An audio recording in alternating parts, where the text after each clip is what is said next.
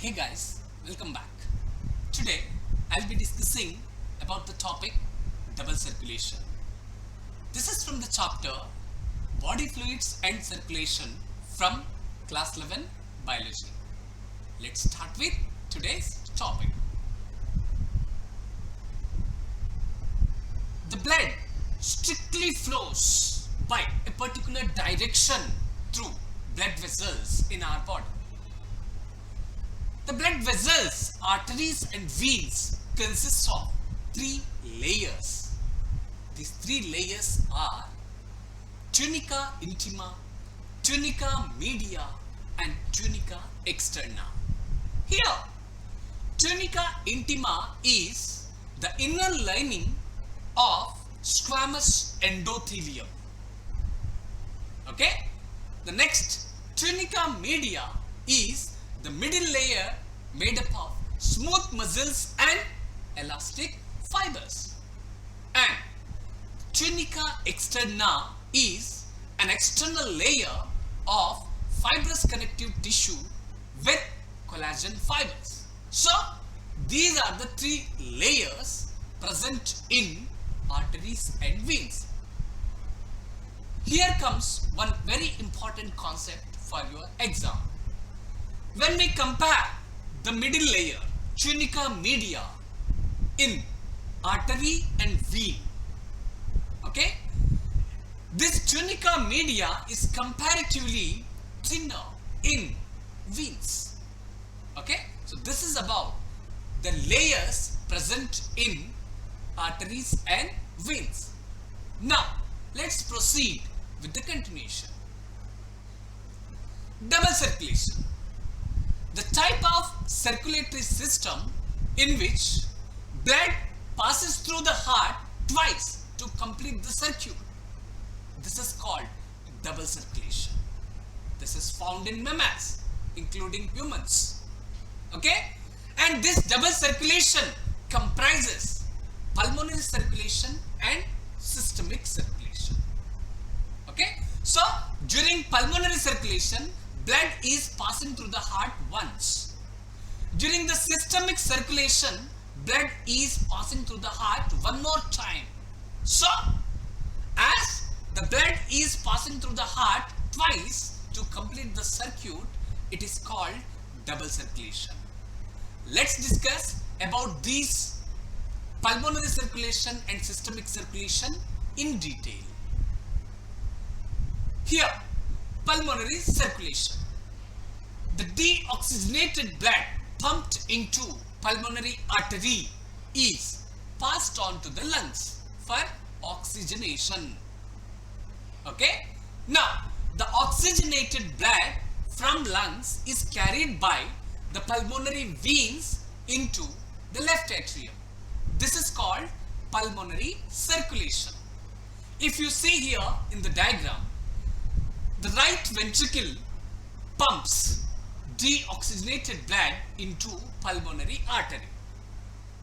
This pulmonary artery is carrying deoxygenated blood to lungs.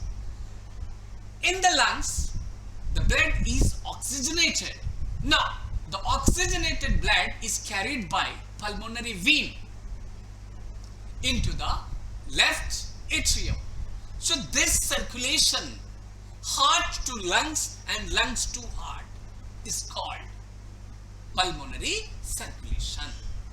Now, moving to the next, systemic circulation.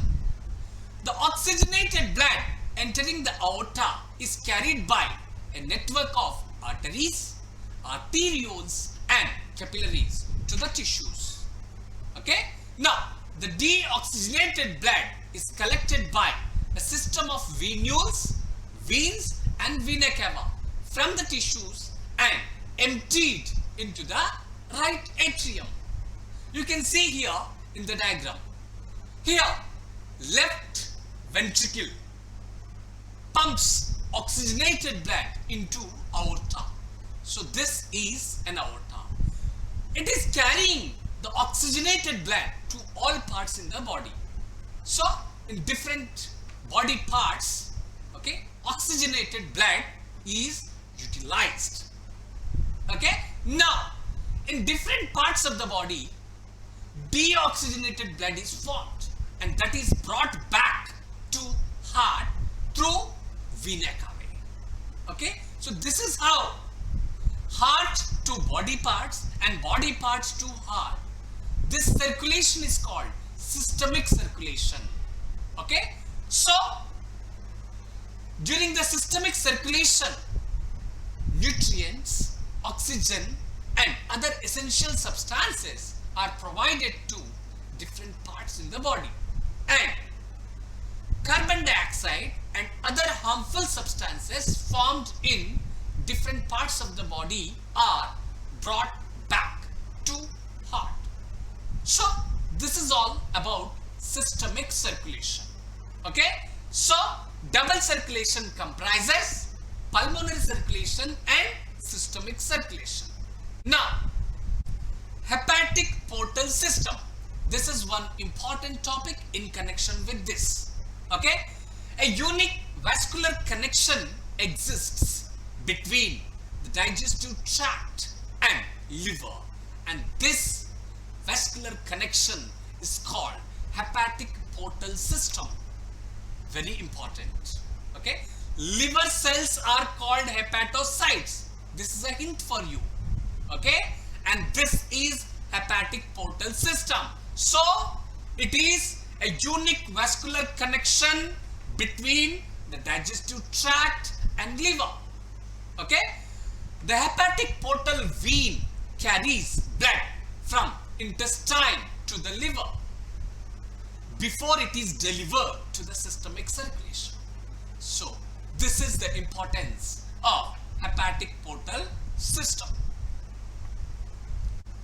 Now let's discuss about coronary circulation. This coronary circulation is exclusively for the circulation of blood to and from the cardiac musculature. Okay, coronary arteries supply oxygenated blood to the heart muscle, and cardiac veins drain away the blood once it has been deoxygenated. So this is about coronary circulation. Okay, let's now discuss about some important questions based on the topics that we have discussed so far.